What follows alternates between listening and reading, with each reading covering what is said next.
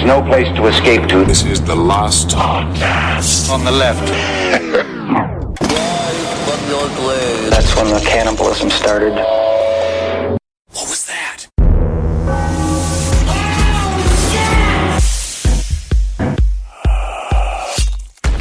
I had a dream last night that my hands were slit open from my middle finger down to the bottom of my palm, and all the meat was sliding off it, but I wasn't bleeding. And then I'd look back and they were fine. What does that mean? Be prepared next time you cut your radishes, you know? When do I cut my radishes? I don't know. What am I? Am I a French chef? Yeah, Am I a ratatouille sitting in the kitchen? I don't know. I'm no Patton Oswalt rat. Because Patton Oswalt hates women. That's something that we know. I learned that on Facebook and Twitter this Heaven and this hell past isn't week. real, but Patton Oswalt does not like women. We've heard it. Are we ready to rock and roll? Oh, yeah. All right, that's Marcus. I'm Ben. And then to my left, we got this young fella. He's fresh. He's in a fun mood. Fancy feast. He needs a brownie. Fancy feast. I like the taste of real liver. I like the taste of real chicken. That's good. I am a Mexican cat. Really? I'm Henry Zabrowski. That's nice. I like Mexican I'm just waiting cat for this Henry coffee Zabrowski. to kick in. I gotta get this first layer of espresso into my system before I can be properly online. How much by the gallon fancy feast do you think you eat in a week? Oh my god! I mean, the government, as we know for a fact, does a lot of things. I mean, we know about the pink goo. You know, we That's know the about chicken McNugget. Yes, Sure. we know about corn fodder that they jam into the thoraxes of our cows in order to Right. make them large. Yes. Right? Yeah, right. Yeah. Just like that. That's it. They used to sound, oh. Now they're they like, sound, I mean, that's noticed just the the- difference. Yeah, Marcus has the best cow impression in the radio game. Everyone's always said that about him, and I didn't believe it until right now. That's amazing. Can you do a chicken one? He's done the chicken. He's done the chicken one before. Honestly, I feel like I don't know if that's a I didn't chicken. grow up with chickens. I grew up with cows. I don't know if that's a chicken or if like balls could talk. I feel like this is what your ball sack sounds like waving in the wind. That just sounded like Ed's hemorrhoids. All right, let's just get to today's topic. I personally love this one. We're talking about the afterlife, heaven and hell. Is it real? No. Thank God. Do whatever you want in this world because this is the only opportunity you have to live.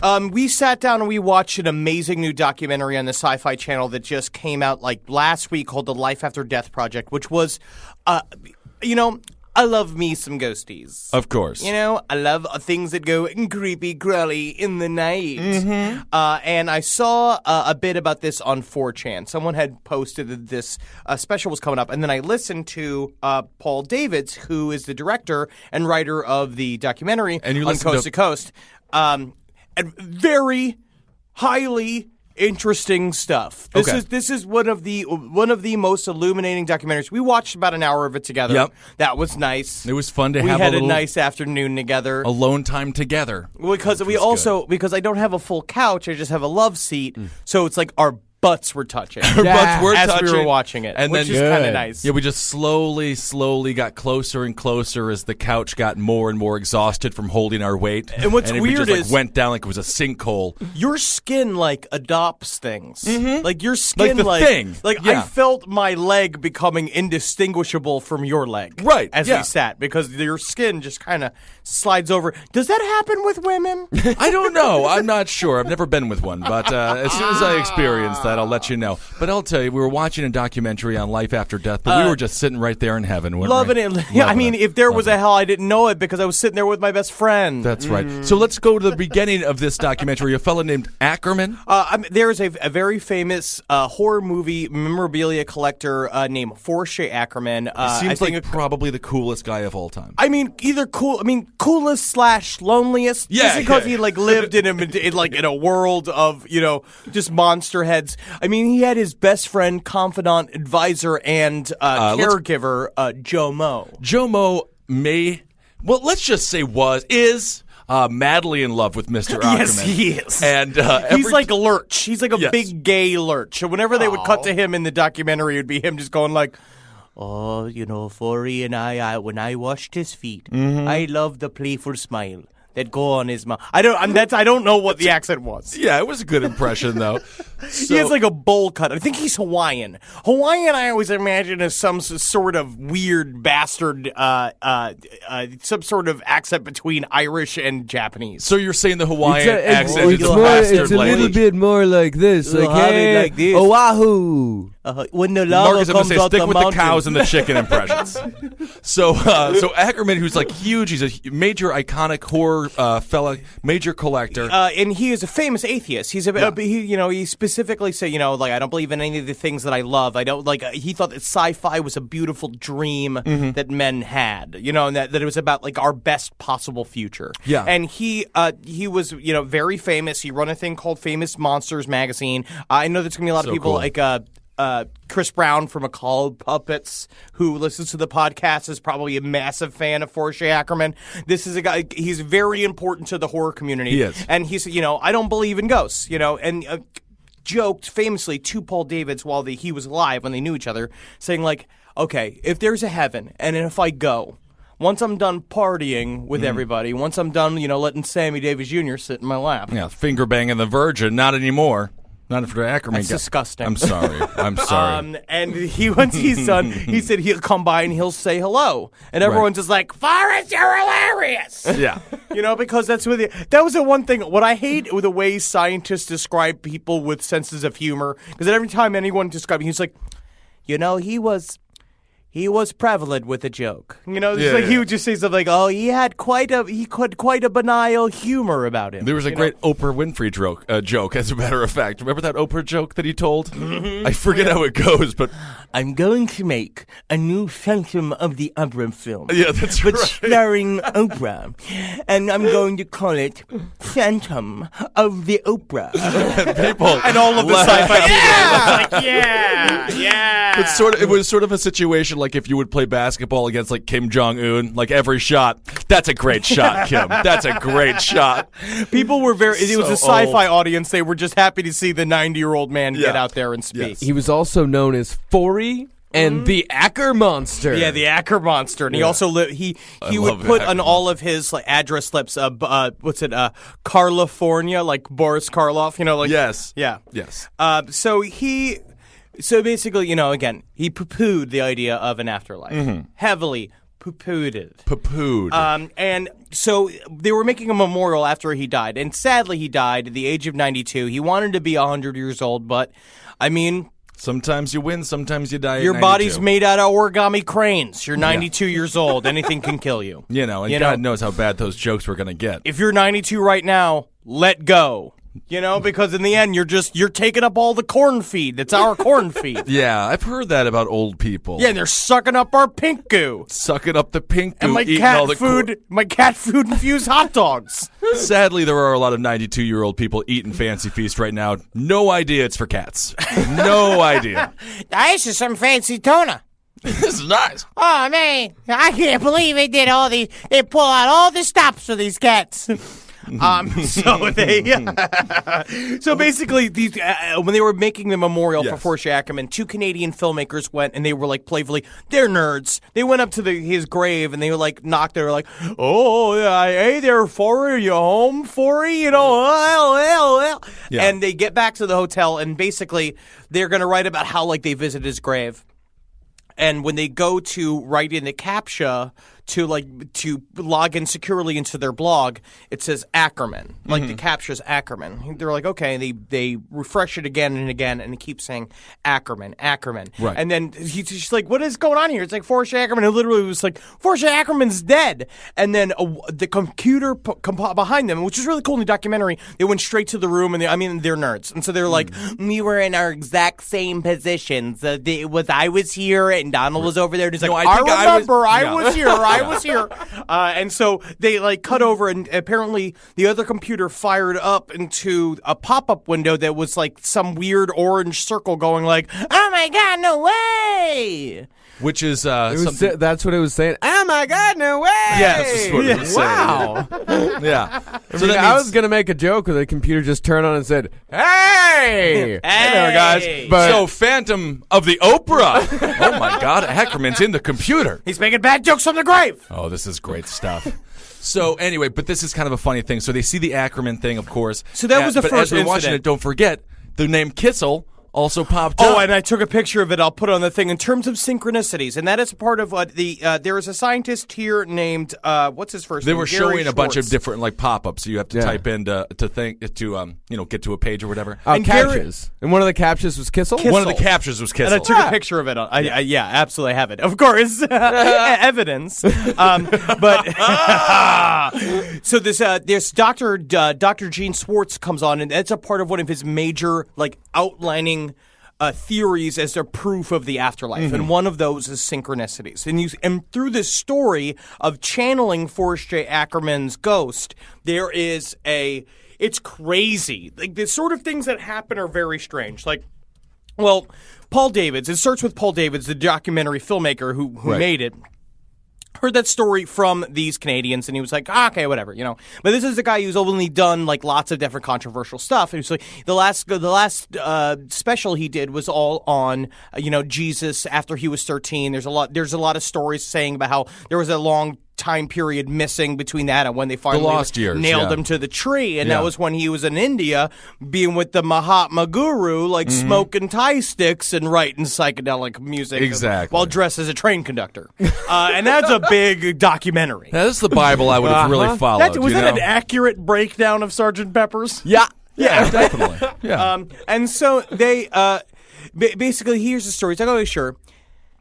And so he's staying in a hotel while traveling for business, and he has an agenda that, again, a thing I don't particularly understand. He has an agenda that he printed off of his computer screen. This is something that older people do with They the do internet. this. They I don't print know the why internet. they think print it's easier to have the papers in your hand, because the papers get manipulated by ghosts. And that's what happened in this situation. So he goes to take a shower, probably the only shower that man was going to take all Well, week. he specifically nailed it down. He's like, I went in, I took a shower. Or just took a large dump. It wasn't. They did do a quick cutaway. He just goes into the bathroom and you just see him coming out, just like, Dookie. Let's just say he was gone for an indeterminate period of time. Indeed, much And like let Jesus. us not specify what was spent. But then he also threw in there that he was like, and then I went down to the Indian casino and I gambled. I lost $100. Yeah. Ah. So that's the kind of money this guy's playing with. As soon as he He's lost doing $100, he's like, He's I gotta go. playing the penny slots. Exactly. And he lost $100. So he was there for a couple hours. Well, I'm dead broke. All right, time to go.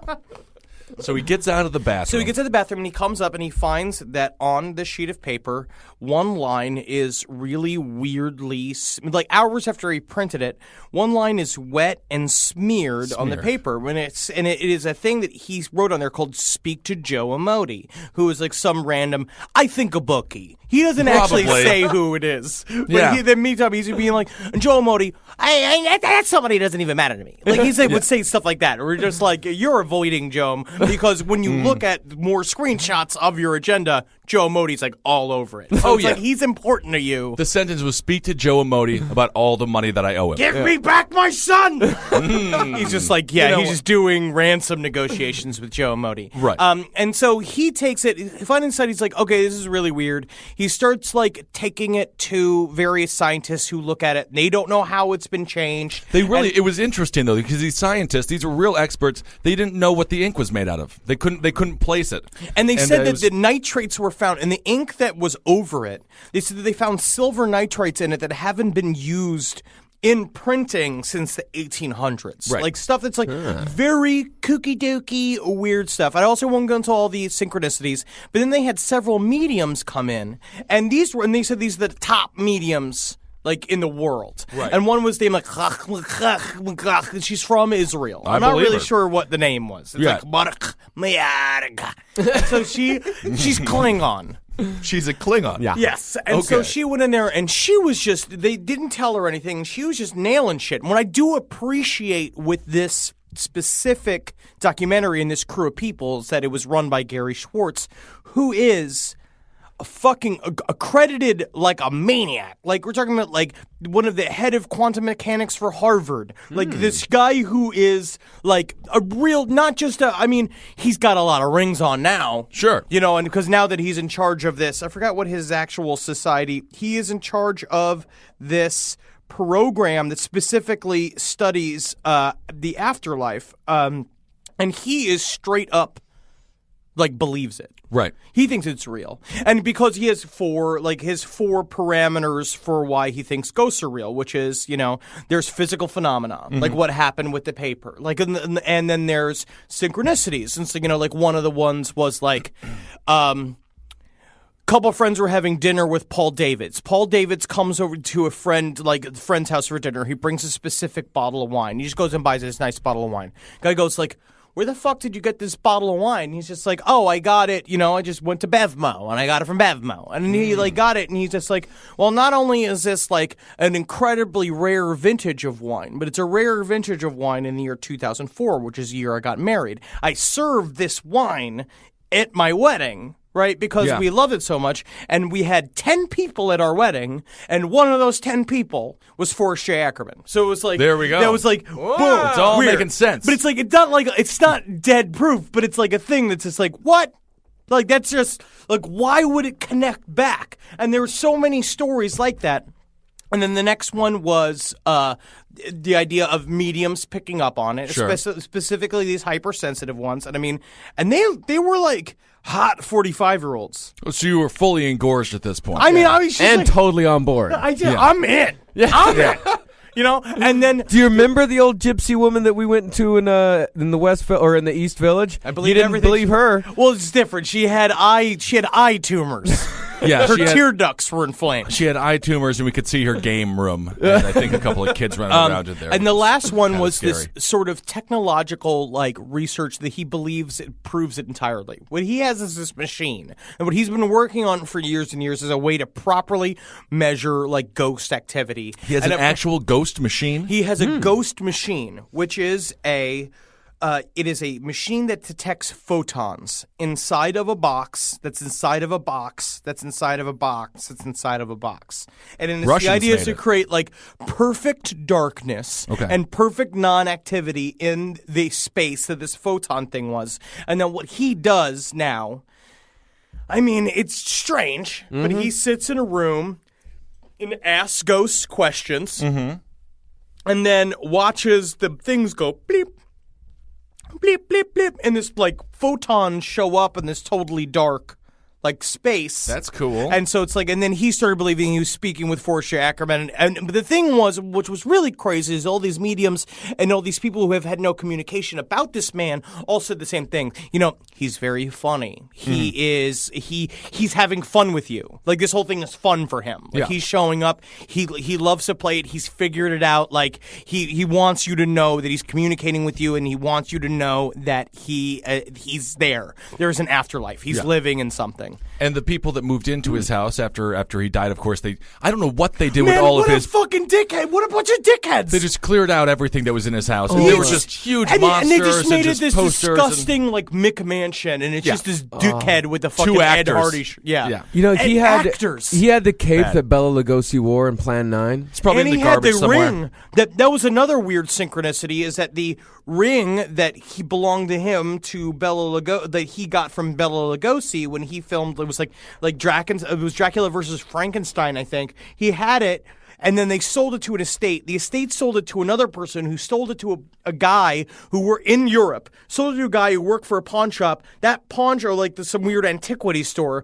That antiquity store turned out to be a block from the director's house. And he walked by and he was like, boom, there's the ring that Forrest J. Ackerman wore. It's crazy. I would like to see the documentary just follow that ring. That sounds very exciting. Follow that ring. Follow it. But it's just about an asshole. Ooh, butt rings. Yeah. But that's what. But this is. It's but anyway, he haunted the hell out of these actors, which was which amazing. is great. Yeah, she was it's Tennant. She's just I'm in here trying to work on my new pop song, And then I went into the kitchen, get a couple glasses of wine, and then when I came back out, fucking all my music sheets are spread everywhere. And that's what he said that he would do all the time too. Is that he would take people's shit and spread it everywhere. He would, this ghost would just throw stuff all around. Yeah. And the knees. The knees? Their knees.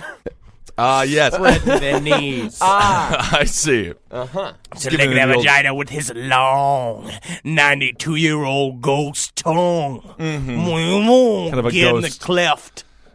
sexual healing type situation there. Yeah. But then there's a lot of stories about, and so now, just from there, we want to just break into the world of like more stories of people who've been to the afterlife and back, who've seen some near-death experiences. I think that we found some real fucking true shit We here. found some good stories, and assuming that not Scott Ackerman, that Mr. Ackerman is actually in heaven, we have to assume that that he's haunting these people, and heaven is real.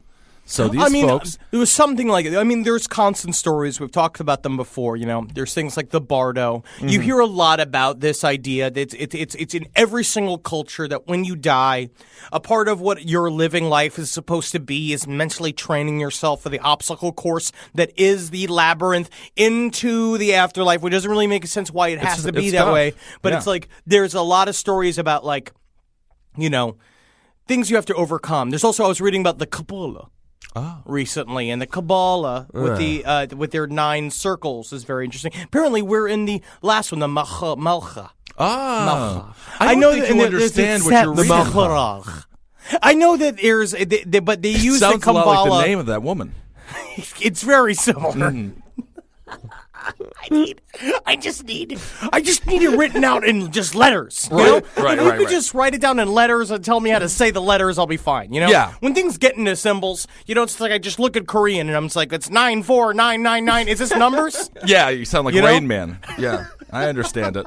Well, let's get into our first story. Do we want to do Angelica Zambrano? Sure. Angelica Zambrano was shown the kingdoms of heaven and hell and the return of Christ. This is her video testimony translated in English. I love this so much. It's my favorite. She saw many a people down in hell. Yeah, many celebrities. Let's find out who she saw down there. Let's see. And people run. Almost everyone that were there in the flames would run towards that place where it rained. And when I looked, they yelled out, "No!" They would yell, "Help me, Lord," because at a distance they could see that the Lord was here.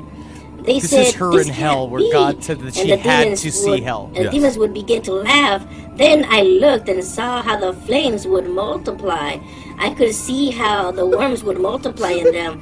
And so what happened was that it was not water, but sulfur, in which it multiplied the flames and tormented the people. And the demons would laugh and say, "Worship and adore, because this is your kingdom. This is your kingdom.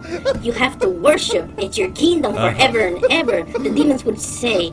And I said, "Lord, what's this?" And he said, "This is the price of that person that has not repented." And the Lord took me to a place where there was a man that was well known. Like back then, when like me and a friend were attending church and living a double life in the walk with God.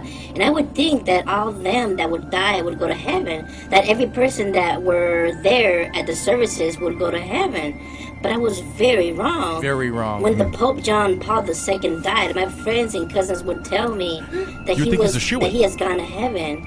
And your friends would commentaries tell on you that. TV that would say that the Pope has died. Rest in peace, for he's now rejoicing with the Lord and the angels and the angels of heaven.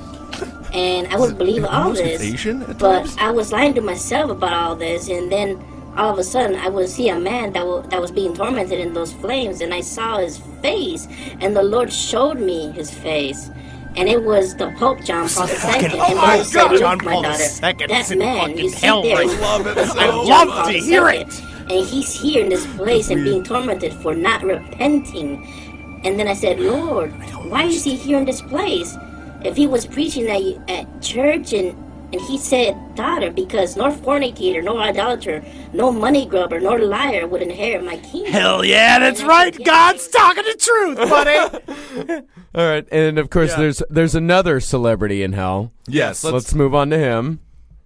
Famous people, like, I should say, Michael Jackson. This person was a well-known and famous person at a worldly level. And this person was very satanic, although many people never knew this. But this is true. Because he had made satanic pacts and he had made deals with Satan to be able to have his fame and many fans. This woman, too, is that apparently she started having her visions after a 21-day fast. They went and they were a part of some fucking weird sect of Christianity that they were. I mean, I am next to one of these. Like, I guess it's like a Spanish like Pentecostal service. Oh, sure, which is they're a like little bonkers. it's really very strange. They always give me, I get devil shirts on. I'm standing outside. Oh, sure. Throwing cigarette butts in there. Like telling them, just being like, yeah, have fun at the hot dog factory, you idiots. As they walk in there. Yeah, just so I understand terrifying. why I'm getting problems from them. Right. But I do think that it's very weird. Yeah. But yeah, that's what they said. They really do. They think that John Paul, they think that he's a sinner. And they think that, there's a whole section when her great-grandmother's in hell. that's Because fine. she never Probably, like- forgave her daughter, or like some like weird dumb thing, which is like there's just no and there was another guy, I forgot his name, that was on the same website, testimoniesofheavenandhell.com, which is a lot of fun. There's also let's not forget about another famous singer that young Angelica saw in hell, Selena. Yeah. The woman that was shot in the head by her manager. Yeah. She saw Selena. She saw Selena in hell. She so saw in other Selena words, she in hell. just saw the two biggest people to ever exist in Latin culture. Right. And then hell. Michael Jackson, Pope who was John a Paul global II. There's no one bigger. It's Selena and Michael Jackson. Yeah. And The they're only people she signing knew. pacts with the Satan because it gets them their fame. Yeah.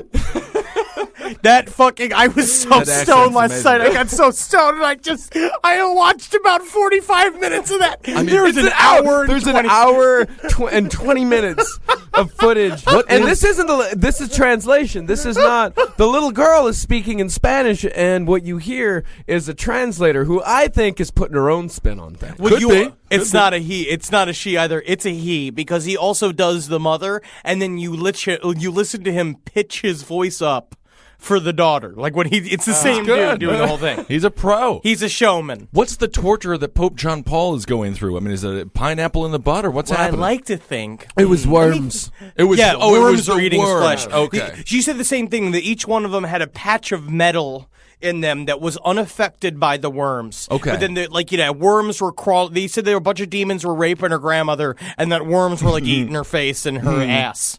Yeah. Which is just like, I mean, don't even. why do we got to show her these things? Why does God show her these things? Why does God choose a 13-year-old girl? Why did God make a hell in the first place? Why is there any of this stuff? This is something that I have figured out. Or not really figured out, but something that I have heard from people giving their testimonies. What Jesus tells them is that God did not create hell for sinners. God created hell to hold Satan That doesn't make any sense. and his followers. However, Well, good, because he likes it. Hail Satan. Satan loves it. But people would not repent for their sins. They would not repent. So he just started lost. sending sinners to hell. So he didn't create it for them. There was another. It would not just even- happen to be convenient. I feel like a lot of these aren't even about not repenting. There's a lot of forgiveness stuff in here. That's why her great-great-grandmother was down there, and that's why this other fella, Daniel. Oh, Yeah, when he's from Africa. Yeah, Nigeria. He was an actual pastor. He died. He went to hell because he didn't forgive his wife before she died. But if you listen before to he the died. story, his story is just like, she come to me. I won't say what she did to offend me. She offended me greatly. So She spoke to him. So I put her in a art. I put her in an house. He put her in a tiny shack. He entombed behind her. the house. Yes. And she's like, and she come up and she knock on the door. And I said, no, say good morning. I no say good morning to her. And then she come up next day, knock on the door, and I no say good morning. She offend me. What she say offend me greatly. And I was Right. just like, what did she say? He just kept her What captive. did you do? You put her in a shack. Yeah. And then he You're got about to kill your wife. You got to see, though. I'm gonna put that one up on the Facebook page just to see the reenactment of his accident, because he got into a car accident, and the African actors they got to act him is just him guy going like, "Oh no, I mean an accident," and then they're like, goes up, Right. and she's like, "Please, Manto, don't die, please, don't die," and she's just like, very nice. "I'm dying," and her name is his wife's name is Niga. That's his wife's name. Okay. kind of thing. And it? so, You sure about that? yes. It's just Sure, is. that's her name. if you listen, Okay. if you listen to it, I mean, some people that could be a name. It's possible. It's a plausible name. it's interesting. very questionable. Yeah. It's just like the whole thing. It's just like, and then when this nigga woman came to speak with me, I knew for a fact that there was like just saying stuff like that, throughout the whole thing, and I was just like, oh God, I'm gonna die. It happens. I had a good time last night. I like it. So we've I dabbled. ate an entire pint of ice cream. Oh, you don't even have to say that. We all know that. That's just always assumed every time we see it. So we've dabbled in hell. Can we talk about heaven for a second? Well, I want to do one more story about hell. Please do. Yes, one more. This is from a woman named Mary Baxter. She wrote a book called Testimonies of Heaven and I Hell. love this. This is a great one. Oh, I love She's this woman. hilarious too. She is fantastic. In 1976, for a period of 40 days, Jesus took Mary Baxter to hell and heaven, where she describes her experience to what sinners without Christ would feel. She describes how, quote, "Instantly my soul was taken out of my body. I went with Jesus up out of my room and into the sky. It was as though I had died and my body was left behind on the bed while my spirit was going with Jesus up through the top of the house. Jesus then took me to hell." The old Jesus switcheroo. Classic. Woo! All the way. Slam it down! Slam it down! Phantom of the Oprah. Yes. She describes hell as being shaped like a human body lying in the center of the earth. The body is lying on her back with both You know what arms. also this reminds me of, just real quick? Like the details that the kids talked about when they were remembering like the satanic ritual abuse? It's really interesting about how all these thoughts are very similar. They are. Like in terms of the way they describe things as being very, it's very childlike and dumb sounding. Oh.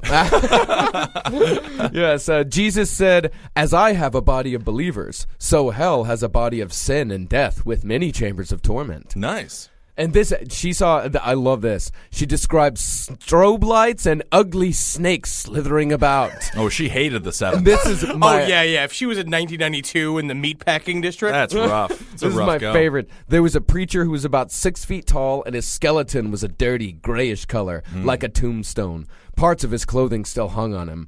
She says, "I wondered why the flames had left these torn and tattered clothes and had not burned them up. Burning flesh was hanging from him, and his skull seemed to be in flames. A terrible odor comes from him." She continues. Just a Mike commercial. Lawrence? Mike Lawrence, of course, a nice little comedian fella. And she continues, "As we left that night, I saw a group of demons coming up to a coffin. They were about 3 feet high, dressed in black clothes with black hoods over their faces. That's just from They were Phantasm. taking shifts, tormenting a soul." And no, this is my favorite part. The Fun Center. Oh, yes, Hell's Fun Center. Jesus told me there is a place in hell called the Fun Center, which is a Roman gladiator pit.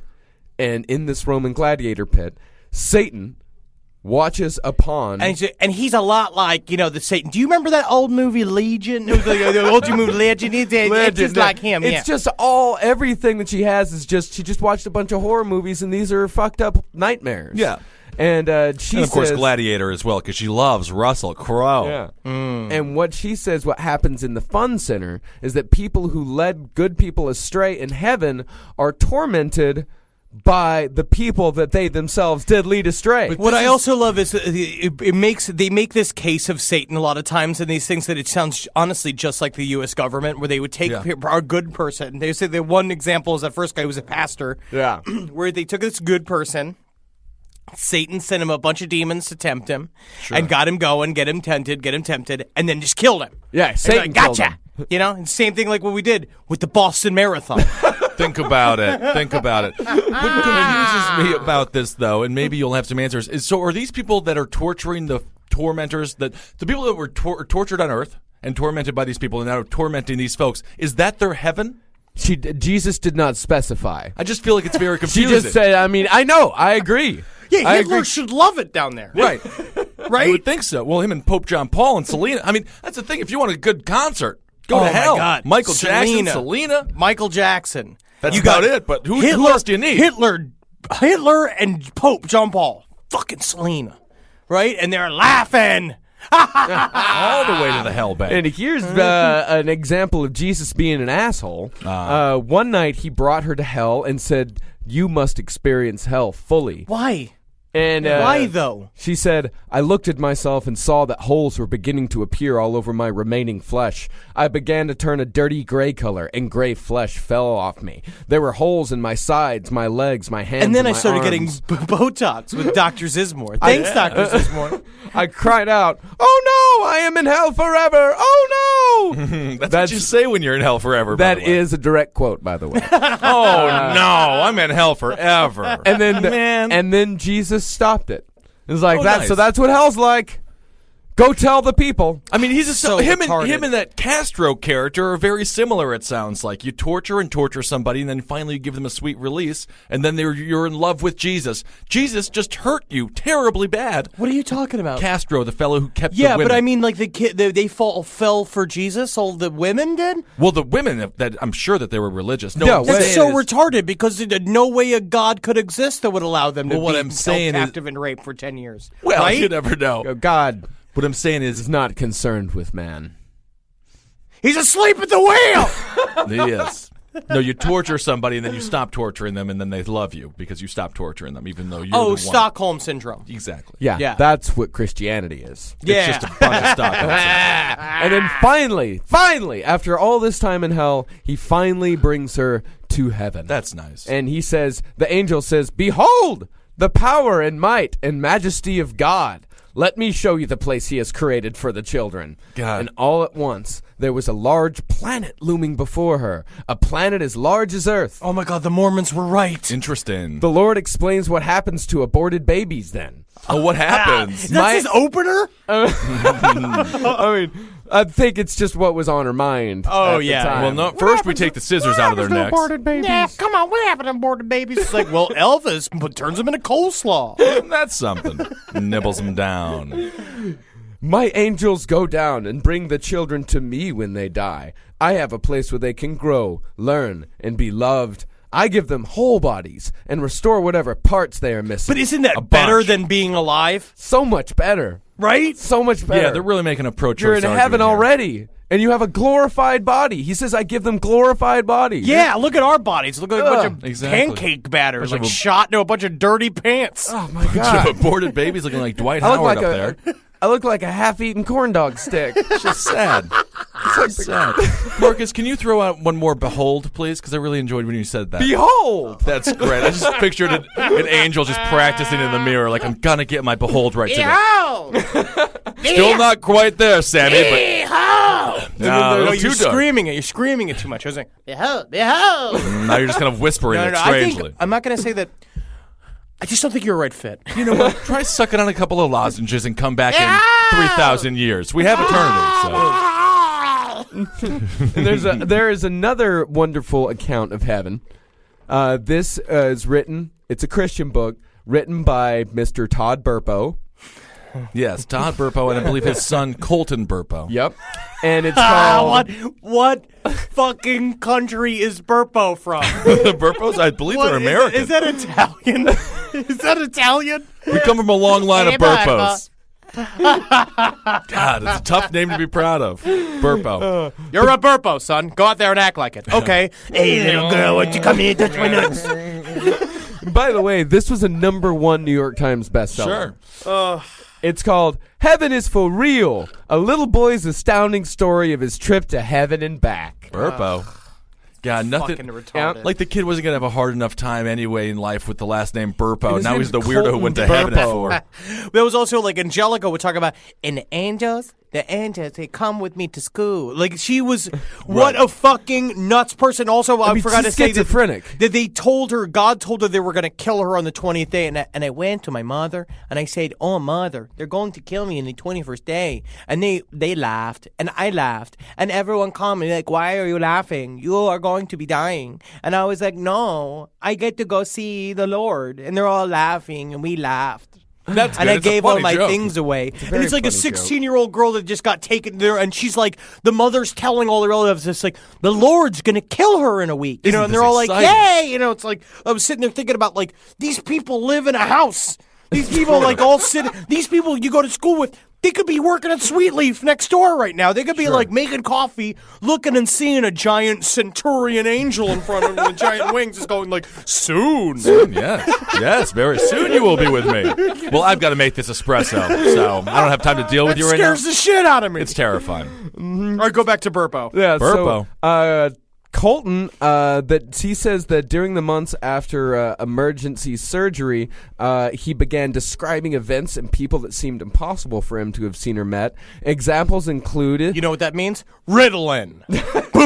He's got ADHD. Examples include his miscarried sister. Oh, he saw his miscarried sister because his mother was crying in the living room every time he walked in. Oh, and absolutely. just told him all about Samantha. There should have been two of you, Colton Burpo. There should have been a little farty Burpo as well. Yes, we were going to name her Farty Burpo. Just to go so well with the overall bowely sound of our name. Oh, Farty Burpo. I think Farty Beth Burpo is a great name. Farty Teresa Burpo. Oh, yes. Of course, Teresa after Mother Teresa. And Burpo after burps and Farty after farts. So would it be the great-great-grandfather who came over here? He got to the land. He's like, "You've got to choose a last name." And he just burped. You're a Burpo. God damn it! I didn't want to burp when I got on. I promised myself I wasn't going to burp. I shouldn't have had them chili dogs with Sammy Davis Jr. Yeah, what this guy just dumps in his pants. You're a Shatz. I'm sorry. God damn it. Oh, this is awful. And he also said that he met his great-grandfather, who had died 30 years before Colton was born. Mm-hmm. He also met extra-biblical... He got hit by a train while raping an Asian woman. That's how all Burpo men died before the 1960s. Another classic Burpo death. He made extra-biblical claims that he personally... Yeah, he personally... I think I can hear a Burpo coming. He personally met Jesus riding a rainbow-colored horse. Very nice. That was just being fed buckets of cum by Elton John. Yeah, they gave him all the toys they were going to give to that girl that got miscarried. And he sat in Jesus' lap while the angels sang songs to him. Oh, yeah. Very nice. Jimmy Mac, when are you coming back? Oh, Jimmy You're Mac. a cool Jesus. This is amazing. I love it. Burpo is fucking cursed. And also this book was ghost written by the same guy who wrote Going Rogue, Sarah Palin's book. Yeah. So it's all facts. It's a whole fucking It's all real. group of idiots. Yeah. Burpo. And what I've noticed in a lot of my research of near-death experiences among Christians, and specifically among the fucking batshit crazy ones, is that there is a whole group of Christians who are anti-near-death experience. And they say they're completely against it because they say that the testimonies that the near NDE people give are ridiculous and stupid and not real. Completely contradict what the Bible says. And in fact, one of the because the Bible, of course, says no Burpo shall pass through these doors. The woman that I Mary Baxter, I found out about her story from reasonistruthministries.com. Yeah. Because they went through and just ripped her a new one. They didn't real like her, bad. Real 1-star review. 1 star. Yeah, that is unfair. 1 star. And one of the main reasons they gave, you know why? Jesus never, ever, ever, except for once, which was just a birth announcement, never gave the power of prophecy to a woman. Just wouldn't do it. I mean, Not it's possible. a dude's game. That's I mean, the if you want to only- be a prophesizer, you got to be a man. I mean, that's the one major flaw they have with it. It's just very interesting. You could pick it apart in a lot of different ways, but they just went right for the gender. Exactly. That was their biggest. That was the one thing that they kept harping on over and over. Right. But there is something to some of these experiences. I really think that there is shared. I mean, there a lot of things get shared throughout. You know, the more and more we see the fact that our long-term memory is not held inside of our brains. We access it in some sort of cloud formation. They're starting to see that is real. There is something outside of the human body. It does move. with something. It could possibly hold our personal information into it. We don't know. Yes. You know? But it's like, I just don't know. I think our brain puts on a show for us. Yeah, I think that you go and do a thing. Honestly, I think your body just goes through a bunch of trauma, and they're like, well, it's time to make you feel amazing because you're about to die. Yeah, that's all exactly. it And you is. just shoot me into it's just going to be me in a taco salad with all the meat made out of a bunch of boobs. That's going to be a heaven You know, or a you hell just- for you, by the way. That's heaven, baby! That's heaven. Okay. And I went to Yahoo Answers to ask, and I asked some people what happens when you die. Oh, yes. I can't wait to hear what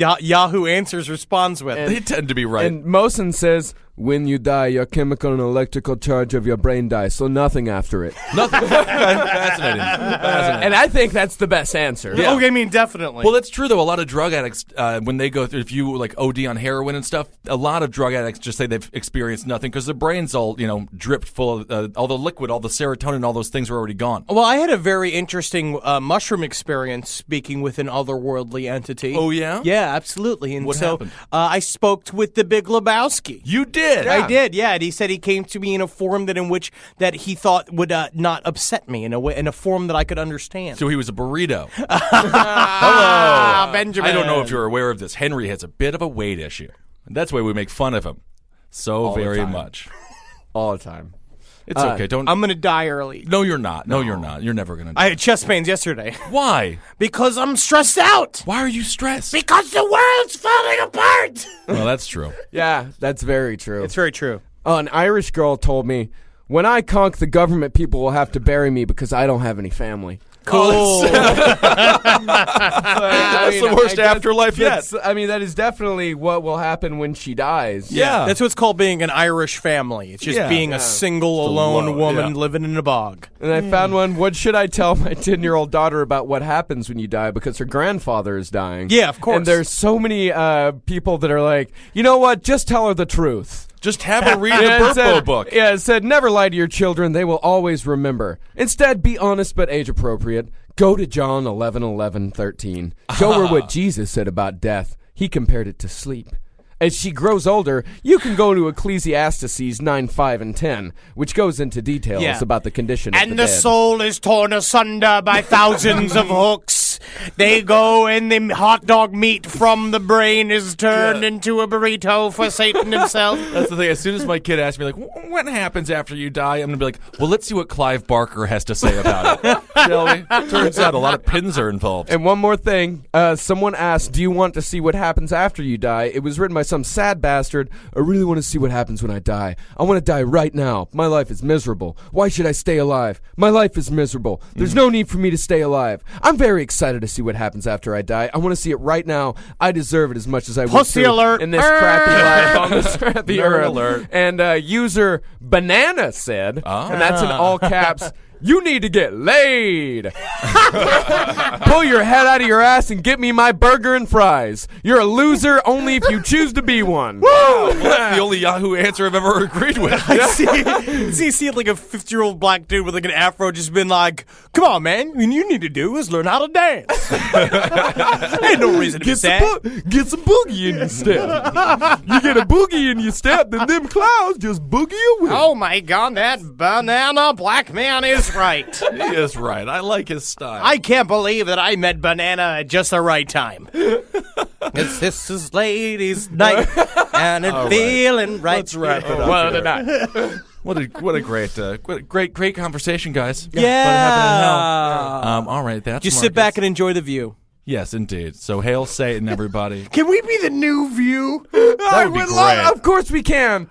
That We would be are the great. New View. I would love to Let's just start su- calling ourselves the New View. But do the thing that Ronald Reagan mask, where the Max Headroom guy thing, like when the guy interrupted the broadcast. I saw that a while ago, but I love doing like imagining us like hopping in. And it's just us sitting in a boiler room with a table, just being like, "And welcome to the View," you know, and then just like us, just like cutting off a dude's fake penis every once in a while, like yeah, and then put it in a hot dog bun, like like licking it, It'll be a different show. I like it though. and he's just screaming. Everyone, meet our guest, Bradley Cooper. Oh my goodness. So what's the show all about? Oh, you'll see. You'll find out very, very soon. Let's cut open his balls to see this candy in him. Heard he's got pinata balls. It's Sweeps Week. Let's do it. Well, thank you so much for listening to the program. Thank you. Magustalations. Congratulations. Hail me! Gene. And of course, hail yourself, everybody. Hail Satan as well, first, because if not, you're going to hell. Or you're going to go to heaven. The fun Sounds center worse. in hell. Yeah, the fun center. Yeah, the fun center. We're going to go to the fun center, and all of you people shall be torturing us because we're leading you astray. Uh-oh.